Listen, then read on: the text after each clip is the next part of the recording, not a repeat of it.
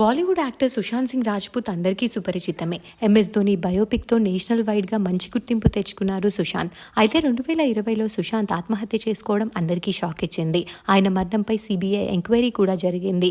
Sushant girl friend Rhea Chakraborty మీద అందరికీ అనుమానం ఉండేది. అయితే సుశాంత్ చనిపోయిన 5 yearsకి ఈ రోజు కోర్టు తీర్పునిచ్చింది.